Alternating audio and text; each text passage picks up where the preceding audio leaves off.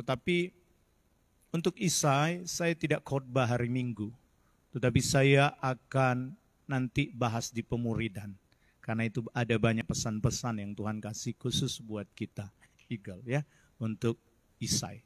Nah, kita akan belajar hari ini sambung seri silsilah Yesus mengenai Daud. Daud ini banyak. Saya ketika dalam perenungan saya duduk di kantor saya, di meja belajar saya berdoa, saya mulai baca. Banyak hal yang kita akan belajar dari Daud ini. Dan kalau Tuhan kehendaki, saudara, minggu ini bukan hanya bahas tentang Daud yang satu ini saja, tentang belajar ketika, hari ini saya mau belajar ketika dia baru dilantik. Dan kalau Tuhan kehendaki kita akan belajar ketika dia sudah dilantik, masalah-masalah dia yang dia hadapi. Tetapi saya berdoa supaya step by step ya, pelan-pelan, satu persatu saya berdoa supaya jemaat Eagle mengikuti, mendapatkan berkat dari Daud ini, saudara. Baik, kita akan membaca 1 Samuel pasal 13 ayat 13 mulai. Ya, saya harap yang di rumah bisa mengikutinya dengan baik. Puji Tuhan.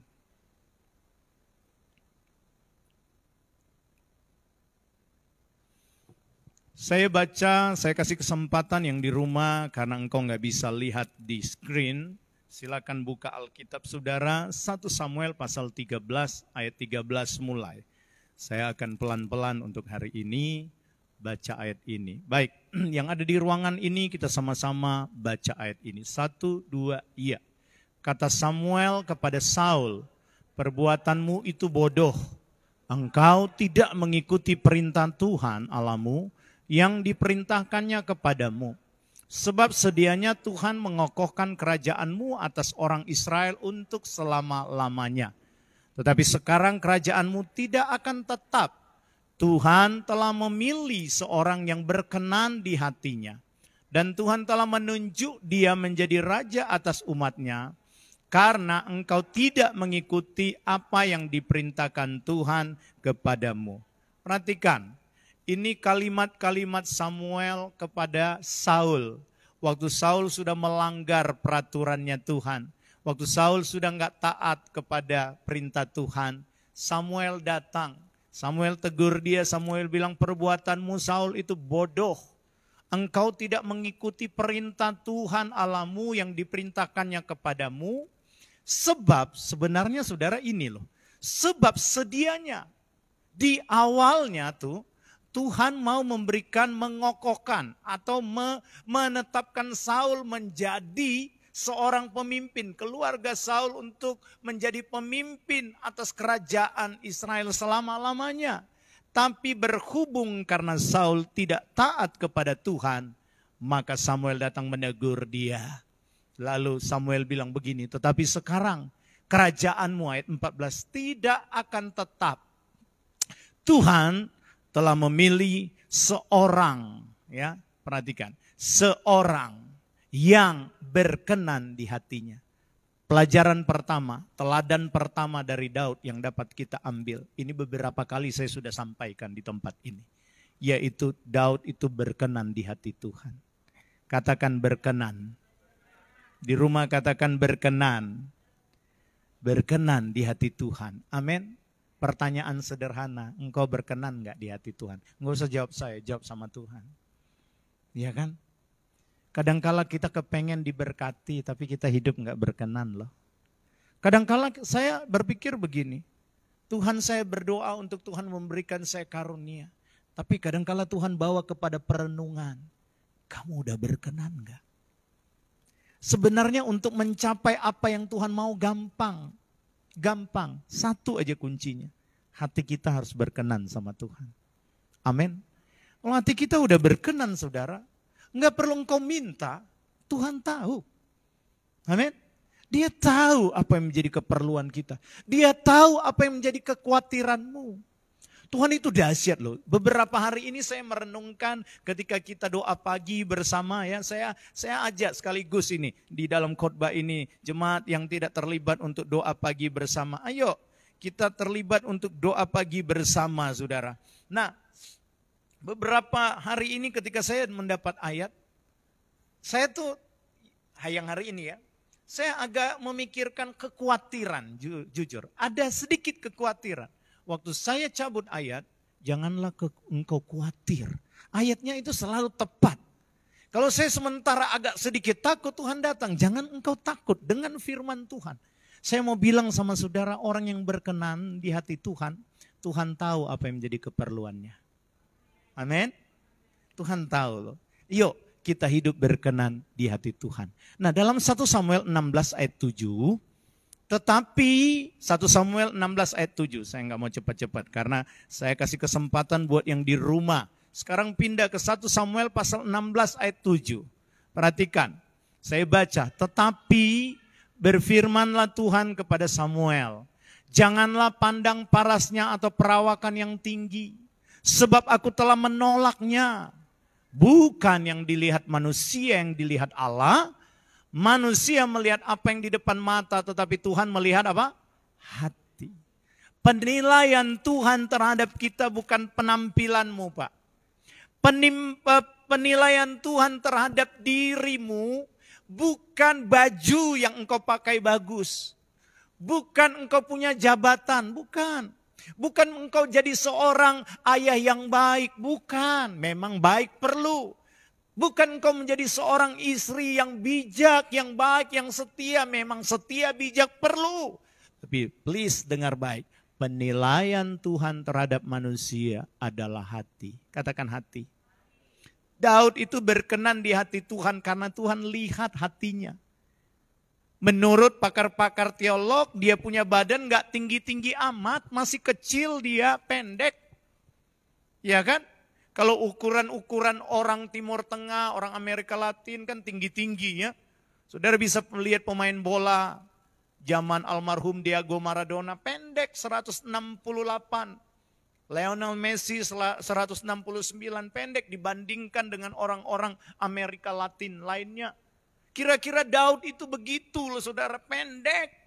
Tampangnya nggak ada, sementara Saul tinggi besar.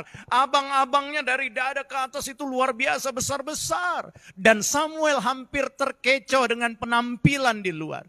Tapi Tuhan datang dengan kalimat, manusia melihat apa yang di depan mata. Tapi aku melihat hati. Engkau boleh pamer kehidupanmu, penampilanmu dengan rapi, indah luar biasa. Tapi sorry Bapak Ibu Saudara, kalau hatimu punya borok kepahitan, kalau hatimu enggak benar, sorry. Tuhan enggak berkenan atas hidup kita seperti itu. Amin. Tetapi hati yang berkenan saya percaya dia akan juga menunjukkan penampilan yang indah kepada Tuhan. Katakan amin. Tepuk tangan yang meriah bagi Tuhan kita. 2 Tawari 16 ayat 9. Saya mau masuk kepada hati. Hati yang seperti apa sih yang Tuhan mau? Hati seperti apakah yang dilihat Tuhan? Perhatikan 2 Tawari pasal 16 ayat 9 yang di rumah. 2 Tawari pasal 16 ayat 9. Ya. Oke, mari kita baca ayat ini. 1, 2, iya. Karena mata Tuhan menjelajah seluruh bumi untuk melimpahkan kekuatannya kepada mereka yang bersungguh hati terhadap Dia. Ini hati yang ini yang Tuhan mau. Hati yang mana yang dilihat Tuhan? Hati yang bersungguh. Bersungguh hati. Saudara, kita lihat dalam terjemahan bahasa Inggris kata bersungguh hati ya. Dalam terjemahan bahasa Inggris ada 2 kata yang dipakai. Heart is perfect. Hati yang perfect, hati yang betul-betul sempurna. Kalau engkau cinta Tuhan, enggak ada lain di hatimu, hanya Tuhan. Amin. Kalau engkau mau setia, enggak ada lain, hanya Tuhan. Itu perfect. Lalu yang kata kedua yang dipakai dalam bahasa Inggris, heart is completely. Complete. Hati yang komplit, artinya begini. Tidak ada yang disembunyikan, komplit dia. Ketika dia bersalah, dia segera mengakui. Dan segera memperbaikinya. Itu yang Tuhan cari. Amin. Saya selalu ajarkan anak-anak saya. Beberapa minggu ini Apeng Meme ada di sini. Saya bilang om paling tidak suka anak yang bohong. Kalau engkau salah ngaku, saya nggak akan marah. Karena Tuhan paling tidak suka orang yang berdusta. Alkitab pakai kata, dusta tidak masuk dalam kerajaan sorga. Jadilah anak yang jujur, saya katakan begitu. Daud ini Tuhan keker loh, saya pakai bahasa keker. Tuhan lihat sampai ke dalam hatinya. Daud itu memiliki hati yang komplit. Artinya komplit apa? Bukan dia nggak ada salah, dia banyak salah. Saya kasih buktikan kepada saudara. Daud banyak salah, banyak dosa. Tapi kenapa Tuhan bisa bilang dia itu berkenan di hati Tuhan? Kenapa? Karena Tuhan melihat heart is completely dari Daud. Hati yang komplit. Waktu dia berdosa dia ngaku loh saudara. Saya kasih contoh ya. Contoh ini hati yang komplit, mau ditegur, mau diperbaiki, ya kan? Komplit di situ artinya tidak ada yang disembunyikan. Ketika dia bersalah, dia segera mengakui dan segera memperbaikinya. Yang di rumah saya mau bilang, kalau bapak-bapak engkau salah, minta ampun sama istrimu, perbaiki Pak. Jangan cuma minta ampun, minta maaf nggak perbaiki. Yang istri-istri pasti lagi senyum tuh dengar. Soalnya di sini saya lihat istri-istri senyum. Sama. Yang istri kalau sudah salah minta ampun, mengakui sudah bertobat. Ada istri ngeyel, lu yang harus minta maaf, lu yang bersalah. Nah, tuh ada pengalaman rupanya. Iya kan? Iya. Tapi saya mau beritahu, hati yang komplit itu kalau bersalah dia cepat memperbaikinya. Amin. Dia ngaku dosanya, dia perbaiki, dia nggak sembunyikan dosanya. Saya mau bilang, dengar baik. Kalau ada yang menyembunyikan dosa, itu barang busuk, jangan disembunyikan. Itu durian kau mau simpan bagaimanapun, tetap tercium dia. Apalagi Geren punya hidung. Pak, kok ada duriannya? Padahal durian yang punya kulit yang saya sudah buang di bawah. Penciumannya lebih tajam dari seekor anjing Doberman atau herder. Ini terhadap durian. Penciumannya terhadap ikan juga tajam dia. Dia langsung, enggak mau, ini pasti ikan. Saudara, barang yang busuk, dosa itu, engkau mau simpan bagaimana? Ada waktunya Tuhan singkapkan. Sebelum Tuhan singkapkan, ngaku ajalah. Supaya ringan. Amin? Ngaku aja. Daud, saya kasih contoh. Dia adalah orang yang memiliki hati yang komplit. Hati yang komplit itu kalau salah, langsung memperbaiki. Contoh. Saya nggak baca ayatnya ya. Ketika dia jatuh dengan Batsyeba. Masih ingat ceritanya? Jatuh dalam perzinahan. Siapa yang tegur Daud? Nabi Nathan. Ya, Nathan datang tegur Daud. Ya, Nathan di sini ada dua, ada Nathan Tatan, ada Nathan di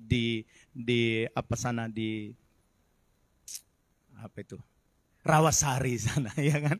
Ya, halo, yang di Rawasari, ya kan? Nathan datang tegur dia, Daud, engkau sudah berdosa. Daud nggak pakai nyangkal-nyangkal, enggak. Habis dia mandi, siapa suruh dia mandi? Saya pas naik di atas soto istana, dia mandi nggak di toilet, dia mandi di depan situ. Dia yang salah. Dia nggak ngeyel loh saudara. Dia nggak pakai alasan. Waktu Nathan bilang engkau sudah berdosa, berzina kemudian merancangkan pembunuhan.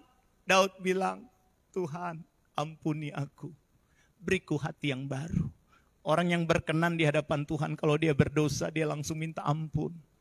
Dan Tuhan jangan ambil rohmu dalamku, Daud bilang. Amin. Kedua, ketika dia hendak bait suci, ya, dia membangun bait suci. Dia bilang begini, aku punya rumah indah, masa tabut Tuhan tinggal di tenda. Aku mau bangun, dia bilang sama Nabi Nathan, Nathan, aku mau bangun satu tempat yang indah sama Tuhan. Ini proyeknya Daud ini. Aku mau bangun, aku sudah mengumpulkan emas, mengumpulkan perak, kayu-kayu, batu-batu dalam peperangan. Semuanya aku jarak, aku mau bangun satu rumah untuk Tuhan. Saya mau tanya, Daud punya motivasi mantap? Mantap untuk Tuhan. Nathan bilang apa? Kalau saudara baca di 1 Tawari, perhatikan ya, yang di sini bisa baca, kalau yang di rumah nggak bisa baca. Dengar, alamatnya di sini, 1 Tawari 17 ayat 1 sampai ayat 15. Itu ceritanya. 1 Tawari 17 ayat 1 sampai ayat 15. Daud bilang sama Nathan, Nathan aku mau bangun rumah. Saudara tahu? Nathan jawab begini di ayat 2, lakukanlah Allah menyertai engkau. Saya mau tanya sama saudara yang di rumah. Misalnya Pak Sun datang, Pak Gem, saya mau bangun satu proyek.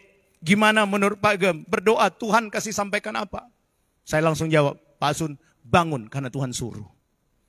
Nah kira-kira begitu, Daud tanya sama Nathan, Nathan bilang, bangun karena Allah, ya kan, menyertai engkau.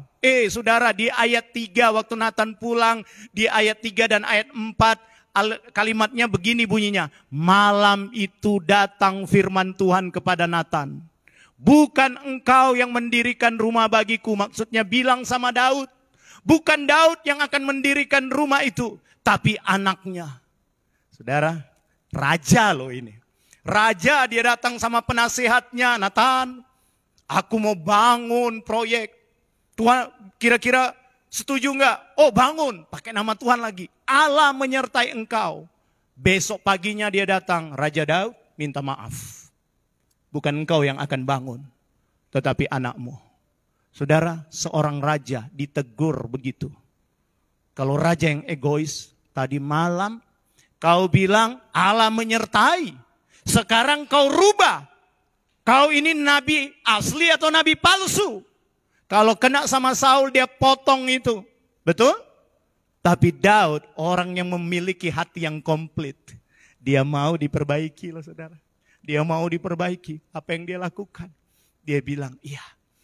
Ada kalimat-kalimat Daud begini sama Salomo. Salomo, aku sudah mau mati. Aku sudah bertempur, menyiapkan semua material untuk pembangunan rumah Tuhan. Kau bangunlah. Artinya teguran Nathan kepada dia, dia terima dengan lapang dada. Jadilah anak Tuhan yang mau terima teguran dengan lapang dada. Kadangkala hamba Tuhan bisa salah. Nathan, nabi ini bisa salah. Dia sudah pakai bahasa Tuhan menyertai pembangunanmu. Jangan komplain ketika mungkin ada hamba Tuhan yang bilang Tuhan menyertai engkau. Besoknya Tuhan berkonfirmasi lagi. Bilang sama Pak Asun, dia nggak boleh bangun itu. Jangan marah kalau Tuhan buat seperti itu. Orang yang punya hati berkenan completely. Dia mau diperbaiki. Sama-sama katakan dengan saya, mau diperbaiki. Amin. Orang yang hatinya komplit, berkenan, mau diperbaiki. Daud, waktu Tuhan mau pilih dia, salah satu kriterianya, karena dia memiliki hati yang komplit ini, hati yang berkenan. Yang kedua, kita belajar dari teladan Daud. Daud ini memiliki hati yang tulus. Sama-sama berkata dengan saya, tulus. Yang di rumah dengar baik, Mazmur 78, ayat 70 sampai 72. Kita baca ayatnya, saudara bisa, saya tunggu saudara baca di rumah.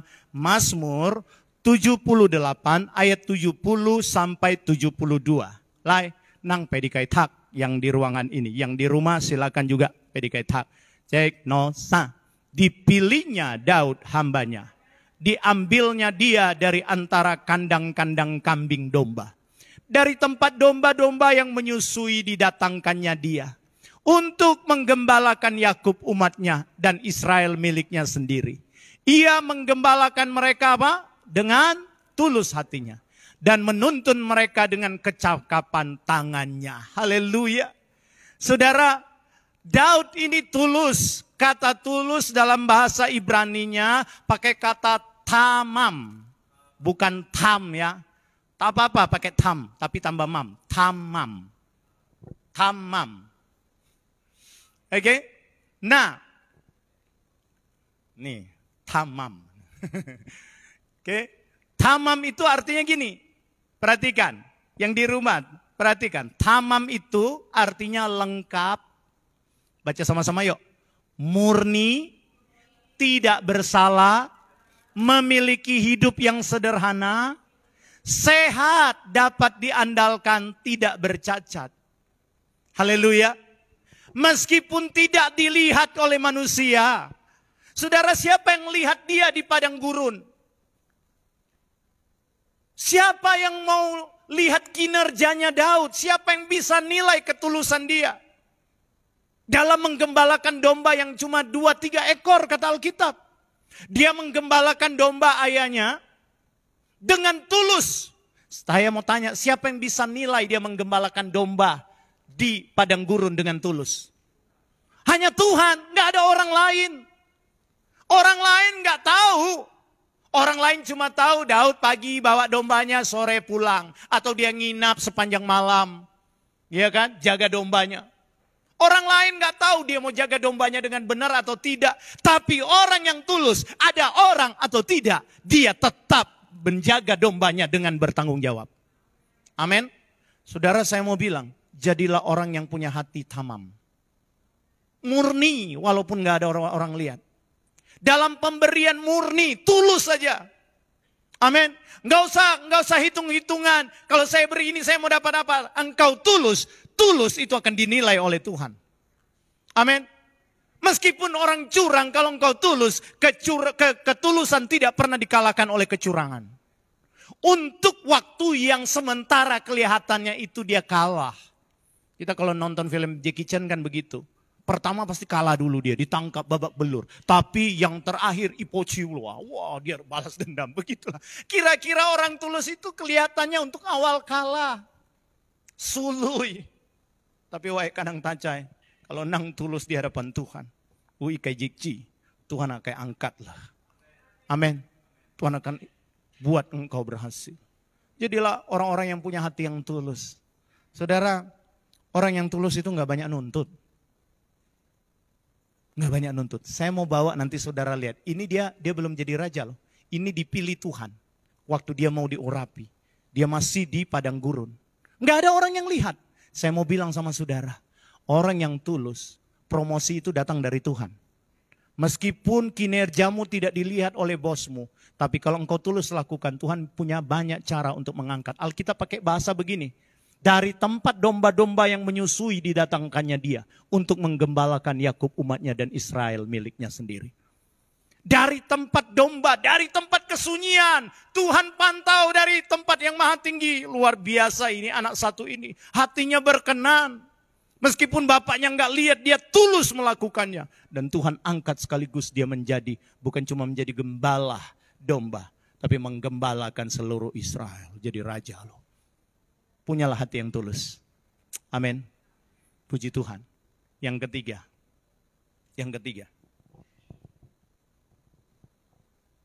Daud ini, teladan yang kita dapat nih, perhatikan ini agak panjang ya, yang di rumah dengar baik-baik, saya baca pelan-pelan. Dia sudah diurapi ini, tapi dia tetap menggembalakan domba, meskipun sudah diurapi jadi raja. Atau sudah ada jabatan. Ini orang ini rendah hati luar biasa, tidak sombong. Meskipun sudah ada jabatan, bertanggung jawab pada pekerjaan yang hina dan kecil. Ini teladan yang harus kita belajar dari Daud. Kenapa Tuhan bilang dia berkenan? Dia sudah dilantik. Perhatikan ya, waktu Samuel datang dilantik jadi raja, Alkitab pakai bahasa begini. Perhatikan 1 Samuel 16 ayat 18 sampai 19. Saya baca pelan-pelan. 1 Samuel pasal 16 ayat 18 sampai 19. 1 Samuel 16 18 sampai 19. Saya baca. Lalu jawab salah seorang hamba itu katanya, sesungguhnya aku telah melihat salah seorang anak laki-laki Isai, orang Bethlehem itu yang pandai main kecapi. Ini setelah dia diurapi loh sama Samuel jadi raja. Ia seorang pahlawan yang gagah perkasa, seorang prajurit yang pandai bicara, elok perawakannya dan Tuhan menyertai dia. 19 kita baca sama-sama. 2, 3. Kemudian Saul mengirim suruhannya kepada Isai dengan pesan, suruhlah kepadaku anakmu Daud yang ada pada... Enggak dibilang, suruh anakmu Daud yang ada di Bethlehem, di istana. Dia sudah diurapi jadi raja loh. Bayangin dia sudah diurapi jadi raja, dia kembali menggembalakan domba. Orang sekarang kalau sudah terpilih jadi di pilkada, arak-arakan, naik mobil, pasang sirine. Daud, dia nggak model seperti itu. Sudah diurapi jadi raja, Alkitab sudah bilang, sejak saat itu berkuasalah roh Tuhan atas Daud. Dia nggak langsung ambil kuda kereta lalu pasang bendera tinggi-tinggi lalu keliling Bethlehem, keliling Israel. Hei, ini aku sudah diurapi jadi raja loh. Enggak. Dia pergi lakukan tugas biasanya, dan tugas menjaga, menggembalakan domba itu tugas yang paling hina, Bapak Ibu. Kita belajar dari teladan Daud. Meskipun dia ada jabatan, tapi dia rendah hati. Saya selalu pesan sama Bapak Ibu gembala, Bapak Ibu jemaat Tuhan, anak-anak muda, pastor pesannya, next kamu jadi pemimpin jangan sombong. Jangan sombong. Ada banyak pengusaha-pengusaha yang akan besar usahanya yang Tuhan janji untuk Eagle. Tapi pesan saya, Pak, Bu, jangan sombong. Ketika engkau punya jabatan, jadilah seperti Daud. Dia enggak promosikan dirinya. Dia tetap lakukan tugasnya, menggembalakan domba, pekerjaan yang hina. Dia punya jabatan, tapi dia rendah hati. Kalau saya mau kasih gambaran di sini, saudara. Daud setelah diurapi, harusnya dia tinggal di istana. Tapi kalau saya mau gambar, setelah dia urapi, dia tinggal di kandang domba loh, saudara. Betul? Dia tinggal di kandang domba. Mengajarkan kita sebagai gereja Tuhan. Jabatan itu hanya titipan Tuhan. Amin. Yang enggak ngotot untuk berkata, Samuel sudah urapi aku. Sekarang Roh Tuhan kan sudah mundur dari Saul. Dia enggak pergi ke istana dengan tombaknya atau dengan ali-alinya, dengan pakaian kebesarannya, lalu dia bilang, Saul keluar. Aku sekarang raja. Enggak. Dia tetap rendah hati. Dia tunggu waktunya Tuhan paling tepat. Tuhan punya waktu enggak pernah meleset. Amin. Dan tidak pernah terlambat. Tidak pernah terlalu cepat. Tuhan tolong kita. Jadilah orang yang diberkati rendah hati. Anak-anak muda nanti dipakai, ada hamba-hamba Tuhan muda. Sampai saat ini saya berdoa, Tuhan, Engkau tolong aku tetap memiliki kerendahan hati. Ya gayanya memang udah begini, mau gimana coba. Rambut aja potong sendiri kayak digigit tikus. Andrew lihat mungkin ketawa Andrew. Iya. Tapi saya mau bilang Tuhan menilai hati kita. Punya hati yang seperti Daud. Tulus, rendah hati, bertanggung jawab dalam tugasnya, meskipun sudah memiliki jabatan. Amin. Jangan nanti ada di sini sudah diangkat jadi singer, suruh jadi penyambut tamu. Gereja kita mau besar, saya mau bilang. Maya. Wah, aisyuk kuat supaya nang toy. Penyambut tamu di tiang ai toy. Sombong itu. Coba bilang kiri kanan, sombong itu bilang. Sombong, jangan ya. Lihat Daud, sudah raja masih menggembalakan domba loh saudara. Amin. Kalau ada misalnya pelayanan, orang suruh jemput, engkau punya waktu, lakukanlah dengan tulus. Amin. Saya udah pengusaha ini, saya ada jabatan loh. Di kantor saya yang tukang perintah-perintah, masa mau disuruh jemput. Saya mau bilang sombong itu. Jangan, belajar sama Daud ya. Amin. Belajarlah sama Daud. Saya banyak merenungkan hari-hari ini, sejak PPKM ini. Ini hari yang keberapa ini Bu Gem? 10. 12. Berarti hari 12, yang ke-12 saya puasa. Dan ada banyak buku, saya firman Tuhan, saya renungkan. Ada banyak yang Tuhan tegur mengenai hati. Itu sebabnya saya mau bagi sama saudara. Next saya mau bilang lagi, ini bahasa nubuatan saya. Kalimat nubuatan, dengar baik. Akan banyak jemaat Eagle yang diangkat ekonominya. Tetapi pesan Pak Gem, rendah hati. Jangan sombong. Jangan sombong. Kesombongan awal dari kehancuran loh saudara. Jangan sombong. Jangan sombong. Haleluya. Yang terakhir mungkin ini. Masih ada ayat. 1 Samuel 17 ayat 14. Perhatikan ya. Sudah diurapi jadi raja loh. Tapi bukan langsung jadi raja. Tetap menggembalakan domba, ini luar biasa. 1 Samuel 17 ayat 14 sampai ayat 15. Yang di rumah boleh cek gitu ya. 1 Samuel 17 ayat 14 sampai 15. Saya baca 2-3 yang yang di ruangan ini sama-sama saya baca 2-3. Daudlah yang bungsu. Jadi ketiga anak yang besar-besar itu pergi mengikuti Saul. Tetapi Daud selalu pulang daripada Saul untuk apa? Menggembalakan domba. Udah dilantik loh ini. Ya kan? Udah dilantik jadi raja, udah diurapi. Tapi masih menggembalakan domba. Rendah hati. Poin yang kita dapat dari poin ini, Daud rendah hati meskipun sudah punya jabatan. Haleluya. Sekali lagi, Anda dan saya, Anda di tempat ini akan punya jabatan. Tapi dengar, belajar seperti Daud, tetap rendah hati. Kasih tepuk tangan yang meriah dulu untuk Tuhan kita.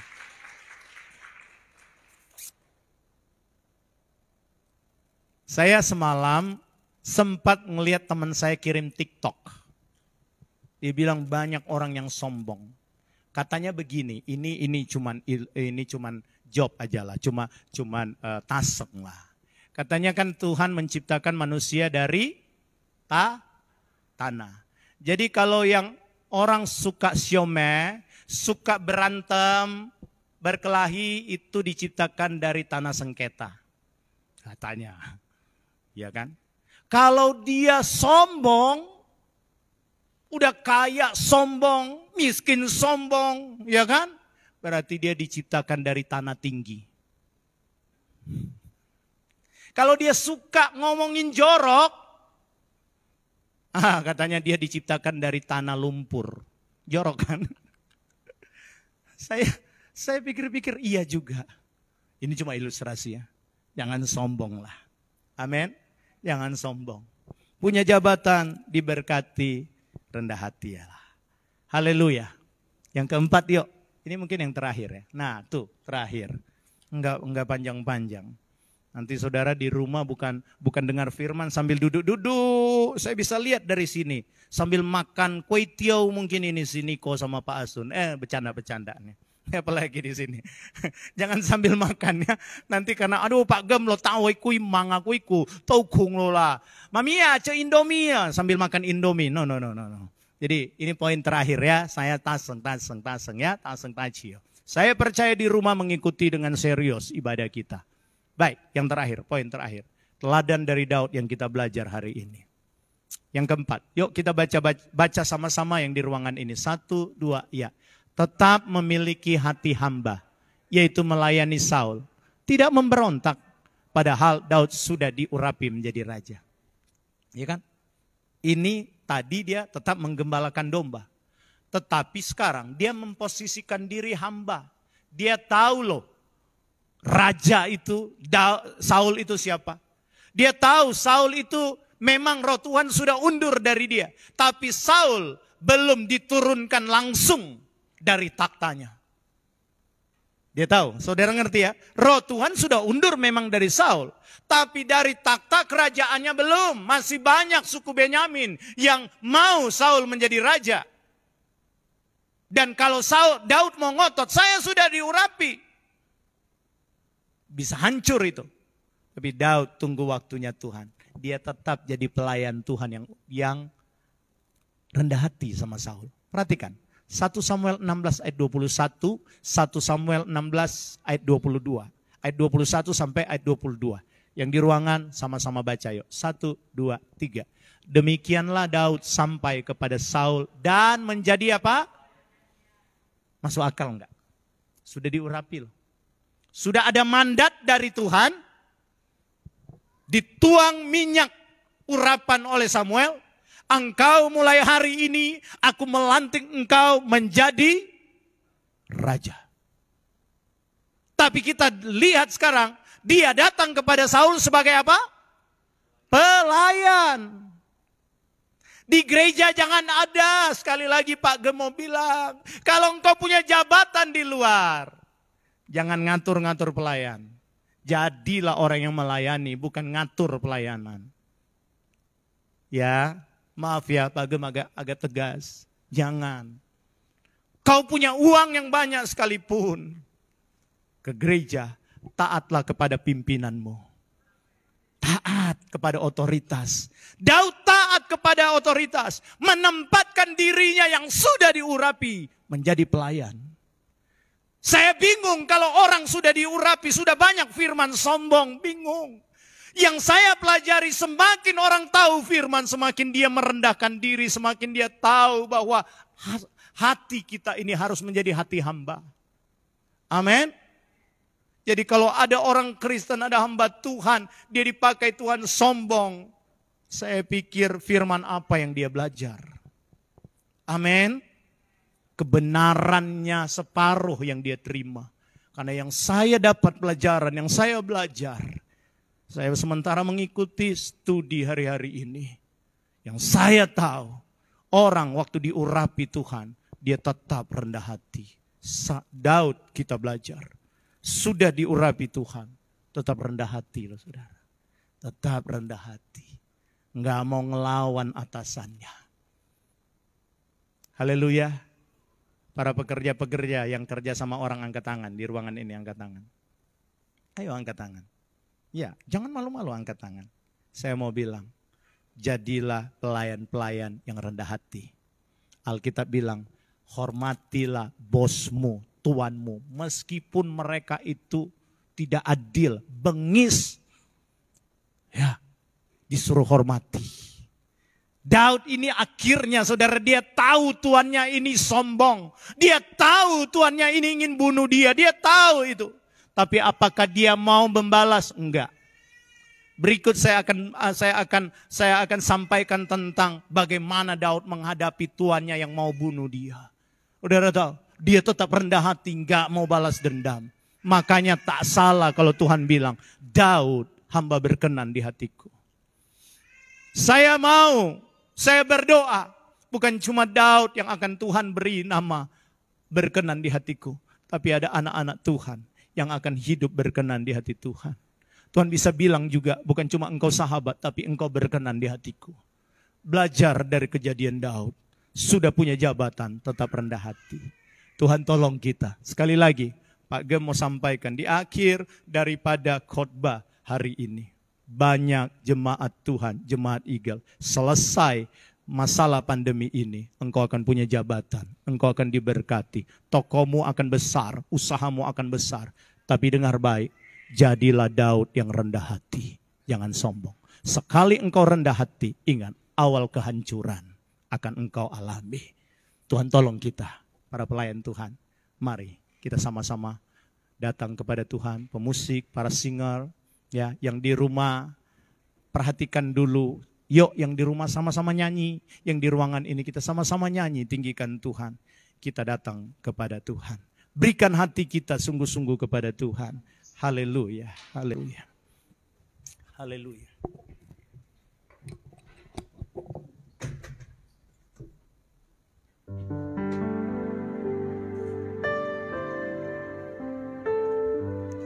Ku berikan hatiku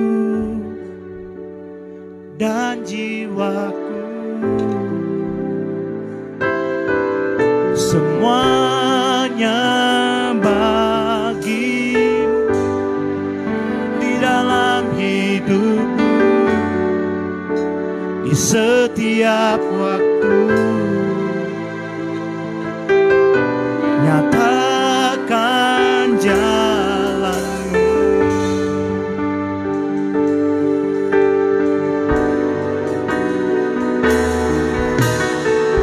inilah rinduku kepada